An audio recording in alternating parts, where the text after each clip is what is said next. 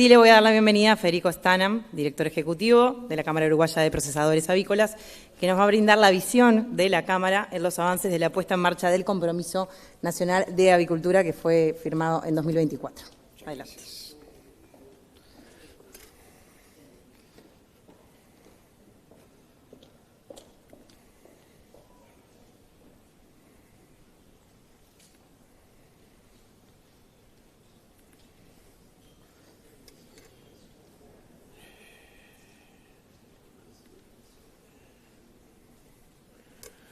Buenas tardes, gracias a todos por estar. Bueno, muchas gracias Ricardo por, como siempre, no solo una brillante y muy enriquecedora visión de lo que es la avicultura y cómo nosotros tenemos que mirar esos desafíos, sino también tenemos que destacar, Ricardo, con sus importantísimas investiduras, viajó ayer a Uruguay, pero vive en Porto Alegre, tuvo que ir a San Pablo para llegar a Uruguay a las 7 de la tarde, y en un rato más se va de vuelta para San Pablo para emprender viaje a Anuga.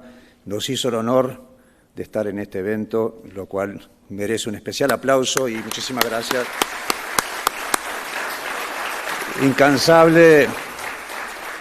Incansable defensor de los intereses y las oportunidades de la avicultura mundial. Bueno, nosotros vamos a hablar como CUPRA sobre los avances en la puesta en marcha del Compromiso Nacional por la Avicultura. Un breve repaso.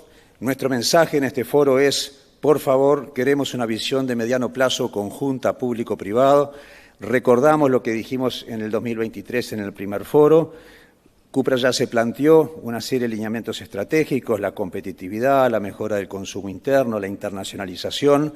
Señalamos con ese inventario que hicimos de bienes públicos y privados, casi todos en rojo, o sea, muy malas condiciones para impulsar un proyecto de este tipo, reclamando que tenemos que trabajar juntos públicos y privados. En el segundo foro el año pasado volvimos sobre lo mismo, ya insistiendo con la oportunidad que tiene Uruguay para aprovechar todo lo que señalaba Ricardo, pero que es necesario mejorar la gobernanza pública-privada para poder trabajar juntos en el desarrollo de los desafíos. Que hay una cantidad de paradigmas y preconceptos hacia el sector avícola, que es una barrera importante de comunicación. Todo eso nos llevó a construir el Compromiso Nacional por la Avicultura a fines del año 2023, que incluye 10 puntos que los comentamos el año pasado y que los más importantes son la mejora de los bienes públicos, la reconversión necesaria de las empresas y el fortalecimiento del Ministerio de Ganadería, Agricultura y Pesca. Volvemos sobre la oportunidad, datos que ya comentó Ricardo y una visión quizás un poquito diferente. Ahí están las regiones exportadoras del mundo. La única que crece a una tasa impresionante es lo que llamamos el Cono Sur más Brasil o el Mercosur más Chile, como lo querramos mirar. Desde el año 2018 esta región creció un 25% como exportadora de proteína aviar, un 4% acumulativo anual. Es una tasa de crecimiento impactante, pero nosotros estamos fuera del juego. Este es el promedio de 5 años de exportaciones de todas las carnes de estos 4 países y salvo en la carne bovina y en la carne ovina, en las demás carnes prácticamente nosotros no figuramos, no es que prácticamente no figuramos. La gran oportunidad, si nosotros miramos por un lado, como decía Domingo, un mercado interno fuerte, desde el año 2015 al 2024 el consumo de carne aviar, de carnes en Uruguay creció 6,2 kilos, pero con un desbalance entre una disminución de largo plazo de la carne de rumiantes y un aumento en el largo plazo de la carne de monogástricos. Por otro lado, miramos lo que es la producción mundial de las carnes, estos son datos también de Our World in Data, del año 2000 para acá hasta el 2023, el aumento de la producción de proteína animal fue de 138 millones de toneladas y más del 50% de ese incremento proviene de la carne aviar. Esto es lo que nos permite a nosotros insistir. Hay una oportunidad. Podemos duplicar la producción nacional, duplicar esas 80.000 toneladas que producimos hoy, destinar 50.000 a exportaciones, generando $100 millones por por exportaciones y acompañar el crecimiento del mercado interno con el resto de las 30.000 toneladas y suponer que en 10 años podríamos llegar a los 34 kilos per cápita, con todo el virtuosismo económico de inversiones, etcétera, que eso genera. Por eso nosotros lanzamos en febrero de este año, en la fiesta avícola de San Bautista, el concepto Uruguay País Avícola. Hay que pensar también en términos de Uruguay País Avícola. Un poco para romper la modorra, ahora voy a presentar 2 tapas de diarios que recorriendo por internet encontré de casualidad y se las voy a leer. La primera dice: nueva ley obliga a las plantas de faena de bovinos a producir su propia materia prima. El gobierno apuesta a estabilizar el abastecimiento de materia prima durante el año y mejorar y uniformizar calidad. Esto es en Uruguay, por las dudas. Se plantean mecanismos para la transición y que los ganaderos cedan su actividad tradicional. Se implementan instrumentos financieros para que las plantas de faena dispongan de mecanismos para incrementar su inversión en capital de trabajo. ¿No me creen? Les muestro la otra. Dramáticas consecuencias de la guerra comercial global. La carne bovina queda fuera de los mercados de Estados Unidos en China, una medida que tiene carácter permanente. Según Juan Blas, la carne deberá redirigirse a la Unión Europea y Japón, donde los aranceles restringen los volúmenes. Los grandes volúmenes deberán colocarse en Asia y África a precios sensiblemente inferiores.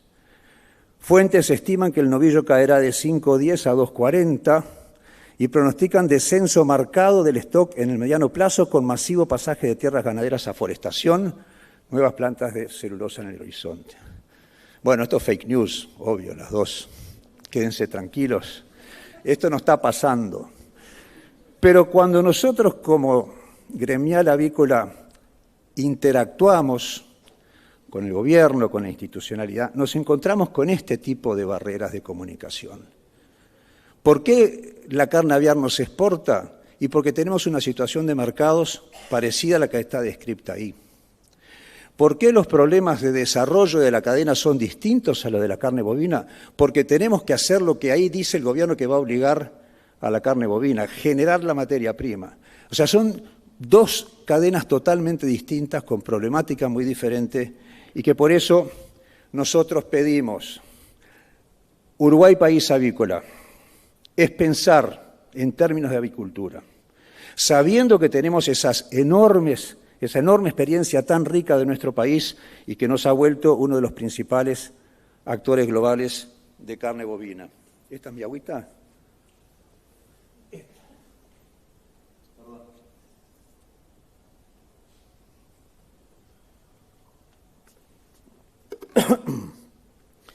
Y vamos a poner 2 ejemplos.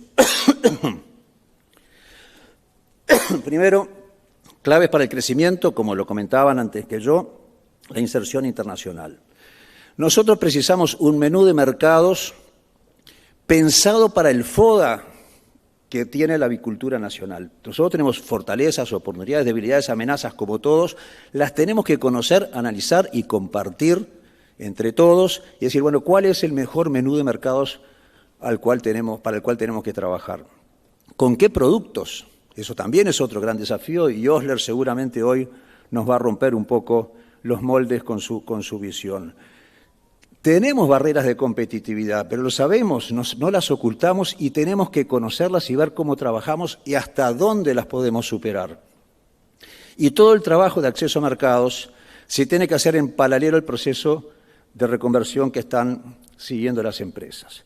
En todo esto es cierto que hay avances, hay distintas ideas, hay distintas visiones, pero lo que está faltando es una visión estratégica compartida. Y respecto al tema de inserción internacional, queremos poner algunos ejemplos. En el año 2017, Uruguay logró abrir la carne ovina con hueso para los Estados Unidos. Fue un gran éxito y una gran expectativa. Con mucho esfuerzo se logró exportar en algunos de los años, desde el 2017 para acá, 500 o 550 toneladas. Y después se extinguió. En el año 2024 se abrió el mercado de Israel para la carne ovina con hueso y creo que a esta fecha, en el 2025, van más de 1.000 toneladas exportadas a ese mercado.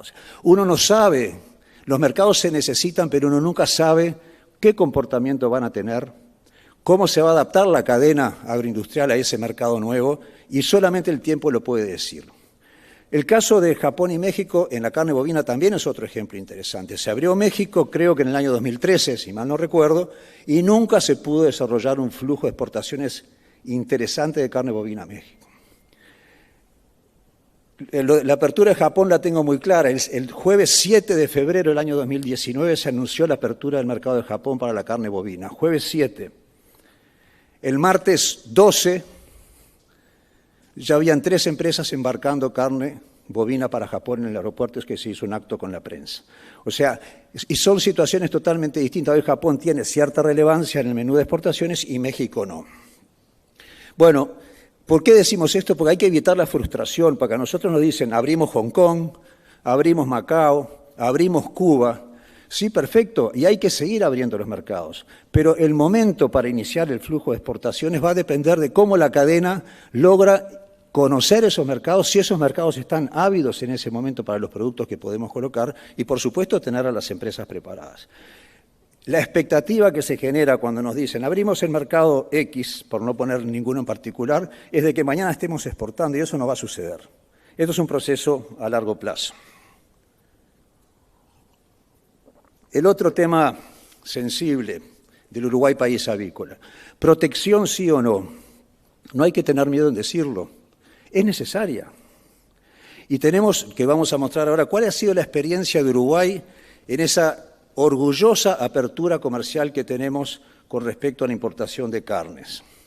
En el caso de la carne porcina, en la gráfica de la izquierda, tenemos las importaciones en las barras azules, que son crecientes y despegan por allí por el año 2007, y en la línea amarilla tenemos la faena en cabezas, que parecería que promediando este periodo trata de incrementar su capacidad de faena acompañando el crecimiento de la demanda local, pero no lo puede hacer y termina cayendo la faena hasta quedar por debajo de las 150.000 cabezas, y las importaciones tienen una dinámica creciente en todo ese periodo. Tomando datos de INAC en un periodo más corto, de 2016 a 2024, en la gráfica de la derecha, donde la faena son las barras azules, vemos que se da esa caída paulatina de la faena, mientras que la carne volcada al abasto, no a la industria, sino al consumo directo, a las carnicerías, a los supermercados, la carne importada tiene un aumento constante, pasando de más o menos de 5.000 toneladas por año a más de 20.000 toneladas por año, mientras que la carne nacional baja y se estabiliza en valores relativamente bajos. ¿Qué es lo que pasó con el proceso de apertura para la carne porcina? La industria, la producción nacional, no pudo capitalizar el proceso de crecimiento de la demanda y perdió terreno con la carne importada. Totalmente distinto al virtuosismo que tiene la carne bovina, que es un lujo de nuestro país. De vuelta en la gráfica de la izquierda tenemos las importaciones de carne bovina en las barras azules, que despegan mucho más tarde, despegan recién en el año 2018, y vemos que en realidad no tienen impacto sobre la tendencia creciente de la faena de cabezas bovinas. Y si miramos el cuadro de la derecha, tenemos que las exportaciones de carne bovina desde el 2016 hasta el 2024 aumentaron en 55.000 toneladas y la carne nacional volcada al abasto bajó 50.000 toneladas. O sea, hay un flujo de intercambio que es casi perfecto, y esa mayor carne nacional que se fue al exterior fue reemplazada por carne bovina importada en el orden de las 35.000 toneladas. Esto es el mundo perfecto, pero no es el mundo de la carne porcina, no lo fue, y no es el mundo de la carne aviar. Por eso no queremos que se cometan los mismos errores, podemos anticipar el futuro, y por eso el año pasado señalábamos esto, la asimetría tremenda de que el 24% de la capacidad exportadora mundial es la que le puede exportar carne bovina al Uruguay, y el 45% de la capacidad exportadora mundial de carne aviar le puede exportar al Uruguay. O sea, con esa asimetría es mucho más la apertura de Uruguay hacia la carne aviar que para la carne bovina. Y cuando miramos a dónde puede acceder la producción nacional, la carne bovina accede al 82% del mercado internacional y la carne aviar 10 veces menos, al 8%. O sea, es una tremenda asimetría que la única consecuencia que puede tener una apertura indiscriminada en la situación de la carne porcina, o aún peor. Y esto es tremendo. Yendo a los datos que mostraba Ricardo, Brasil produce 15 millones de toneladas de carne aviar por año. Son 41.500 toneladas por día. Por día. Él puso un reloj que daba tantos kilos por minuto. Bueno, por día Brasil produce 40.000 toneladas de carne aviar frente a los 80.000 que produce Uruguay. Y las exportaciones son más de 5 millones de toneladas, unas 100.000 toneladas por semana, que también frente a eso no tenemos oportunidad ninguna si no hay un proceso racional de apertura comercial. Por eso, con el perdón de los amigos brasileños que le vamos a hacer caer alguna lágrima, ni Gilla nos salva, como nos salvó en el año 50. Perdón. Bueno, ¿qué planteamos? Uno de los tantos puntos del compromiso de la agricultura es que no tenemos ni queremos tener miedo ni vergüenza en plantear la necesidad de la protección. Sabemos que es una concesión tremenda que nos da la sociedad nacional, que se está respondiendo porque el aumento importantísimo de consumo del orden del 37% que tuvo el consumo ha sido atendido casi plenamente con crecimiento de producción de carne aviar nacional. Y hay que tener en cuenta una cosa, la carne aviar que se está produciendo hoy, hubo que tomar la decisión hace casi 24 meses. En las próximas semanas las empresas avícolas tienen que colocar el pedido de reproductoras para el año 2027. O sea, eso también es el Uruguay país avícola. Hay que entender cómo funciona la cadena para poder manejar muy bien las políticas públicas. Sí pedimos protección, pero no es lo único, y no es protección a cuenta de nada, porque justamente lo que nosotros planteamos es que es necesaria para poder acompañar el proceso de reconversión que está planteado. En este tema de las importaciones hay que gestionarlo con más calidad, se puede gestionar atendiendo los distintos intereses de los sectores involucrados en una visión ganar-ganar. Una cosa insólita, que es el único tema de protección que se discute públicamente. Tenemos esa desgracia, o sea, las radios, los diarios discuten sobre la protección de la carne aviar y de ningún otro sistema de protección, que los hay y muchos en el país. Esto es tremendamente perjudicial para todos. Hemos visto algunos avances respecto a lo que nosotros planteamos en estos temas y vamos a ver en las conferencias que los expositores van a dar avances importantes en lo que planteamos en el compromiso nacional por la avicultura, pero nos sentimos solos. Hay muchas cosas pendientes que deben ser parte de un plan y por lo tanto es lo que apelamos a las autoridades. En visión de semáforo, ¿qué es lo bueno? Hay 3 proyectos funcionando. La auditoría de calidad de carne aviar, que lo va a explicar Natalia Barzante de INAC, que involucra a INAC, a Línea, a la Universidad Católica del Ministerio de Ganadería, apunta a objetivos de desarrollo claros, la competitividad, etcétera. La mejora de los estándares en las plantas de faena, que lo va a exponer el doctor Diego Domínguez, que involucra al Ministerio de Ganadería, y análisis de las condiciones de competitividad de nuestro sector, evaluación del proceso de inversión necesario y desarrollo de instrumentos de inversión con el Banco CAF, el INAC y el Ministerio de Ganadería. Todo esto está en curso. Estamos muy conformes con el avance que hemos logrado con estos 3 proyectos, pero faltan un montón de cosas más. Solo con estos 3 proyectos no basta. Tenemos el detalle ahí a la derecha de todas las otras cosas que componen este compromiso nacional por la avicultura y que es necesario articular de manera planificada. La cadena cárnica bovina tiene su propio impulso. El Uruguay es carne bovina, lo fue desde hace 400 años. Es cierto que los empresarios sobre esa gran ventaja han puesto toda su expertise, su capacidad de innovación y su gestión para convertirla en lo que es como cadena de sumo orgullo a nivel mundial. Pero otras cadenas que se han desarrollado, como la forestal, como el software o ahora como la política de riego, han requerido, para dar su salto, de una visión y una política nacional de largo plazo. Por eso, nosotros insistimos que el Uruguay país avícola, vale la pena, que solos no podemos y que para ello necesitamos del Gobierno y de la institucionalidad. Muchas gracias.